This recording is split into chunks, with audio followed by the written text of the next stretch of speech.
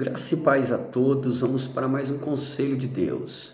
Nessa oportunidade, meus irmãos, antes de nós fazer menção de um texto sagrado, quero falar a respeito de uma frase que eu li em um banner esses dias agora, e a intenção daquela pessoa que escreveu aquela mensagem, a gente bem entende o que ela está querendo transmitir. Quando se dizia assim, o olhar de Cristo. Cristo não olhava para acusar a ninguém. De que forma que você tem olhado? Qual tem sido a forma que você tem olhado para as pessoas? Mais ou menos assim. Nós sabemos qual é a intenção dessas pessoas que fazem isso, meus irmãos.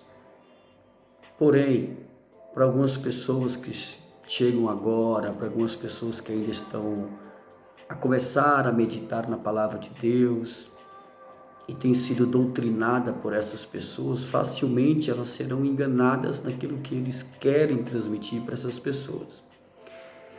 Irmãos, nosso Senhor Jesus Cristo, quando ele esteve diante de alguns cenários, ele foi categoricamente reto. Diante da multidão ele disse, se queres, ou seja, ele deu uma escolha, não obrigou a ninguém, mas ele disse, se queres realmente me seguir, renuncie-se a si mesmo, toma a sua cruz de cada dia, segue-me. Jesus estava deixando claro que não teria como aquelas pessoas seguir a ele se eles não tomassem a decisão de renunciar a si mesmo. Porque o que nós vemos com as pessoas que têm intenção de lançar essas coisas para as massas, atraindo pessoas com esse tipo de mensagem, transmitindo ali um oba-oba. Nós não podemos acusar ninguém, nós não podemos apontar o dedo para ninguém, nós não podemos julgar ninguém, Jesus não julgou a ninguém. E não é bem assim, meus irmãos.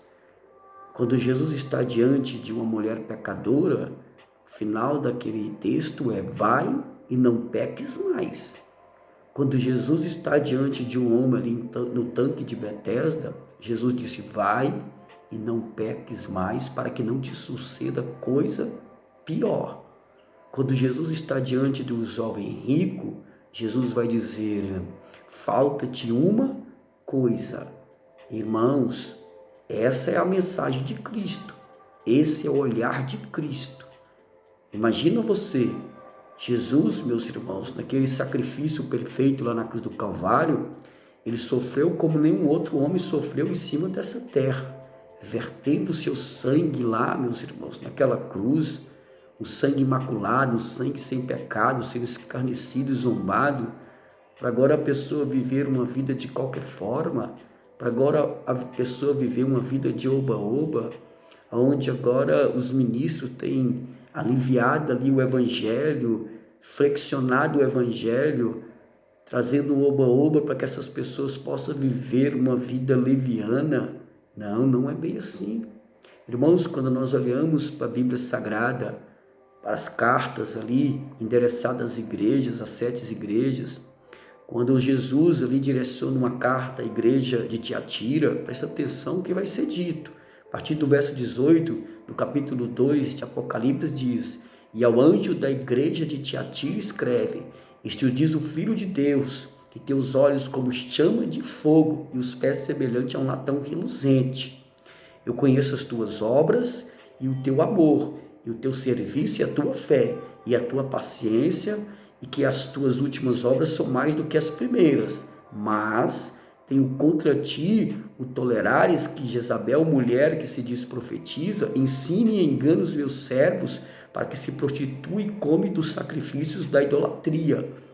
E dei-lhe tempo para que se arrependesse da sua prostituição e não se arrependeu. No verso 22 vai dizer assim, eis que a porei numa cama e sobre os que adulteram com ela virão grande tribulação, se não se arrependerem das suas obras. É Jesus endereçando uma carta, meus irmãos, à igreja de Tiatira, e ali sendo objetivo, ali apontando sim o pecado ali daquela igreja, como em todas as outras demais 6 cartas endereçadas às igrejas ali da Ásia. Nós podemos ver que no versículo 23 ele vai dizer: e ferirei de morte os seus filhos, e todas as igrejas saberão que eu sou aquele que sonda as mentes e os corações, e darei a cada um de vós segundo as vossas obras. Jesus sonda, meus irmãos, as nossas intenções, os corações de cada um de nós. Não adianta estar na presença dele de qualquer forma, ele sabe, ele conhece as nossas intenções, o nosso coração. Então, por isso, meus irmãos, essas mensagens que são transmitidas nos dias de hoje, um oba-oba, não podemos julgar, não podemos apontar, não podemos fazer isso, temos que ficar aqui tudo no oba-oba, isso aí é engano de Satanás, meus irmãos. Nós devemos sim julgar segundo a reta justiça de Deus, e se tem algum falso profeta, falso ministro no meio de nós, eles têm que ser excomungados. Se tem, meus irmãos, pessoas no nosso meio com chocarrice, pessoas no nosso meio vivendo de qualquer forma, se dizendo cristão, essas pessoas precisam ser admoestadas, discipuladas, para que eles tenham uma vida transformada. Não está aliviando, passando a mão da cabeça dessas pessoas, passando pano para o pecado delas, não, de jeito nenhum, de forma alguma. Irmãos, as coisas de Deus é muito séria, a palavra de Deus é muito séria.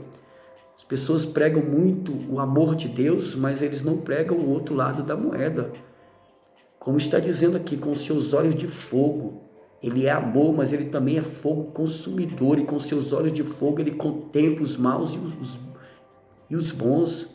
Ele sonda os nossos corações, e segundo as nossas obras, como está escrito aqui, e darei cada um de vós segundo as vossas obras. Mas eu vos digo a vós e os restantes que estão em Tiatira, e a todos quanto não têm esta doutrina e não conheceram, como dizem as profundezas de Satanás, que outra carga vos não porei. Ele conhece os que são maus e os que são bons, e ele há de julgar com justiça todos eles, todos nós. Por isso, meus irmãos, não se deixa levar. A gente fica vendo algumas coisas serem introduzidas no nosso meio, um oba-oba, trazendo uma certa flexibilidade. No Evangelho de Cristo não tem flexibilidade, meus irmãos. Tratando-se de salvação, não tem flexibilidade. Essa questão aí que tem sido despejada no meio cristão, para a pessoa viver conforme a sua boa vontade, não, de forma nenhuma. Ou é ou não é. Ou nasceu de novo ou não nasceu de novo. Precisamos nascer de novo para viver em novidade de vida, em uma vida reta e justa na presença de Deus.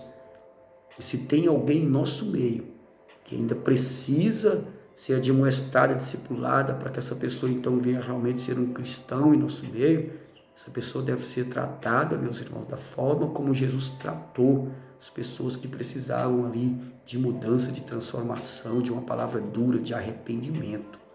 Que Deus possa nos abençoar a todos. Receba essa palavra de coração, uma demonstração no Senhor, que nós possamos viver uma vida transformada na presença de Deus e não se deixar levar por essas mensagenzinhas que são despejadas aí de oba-oba.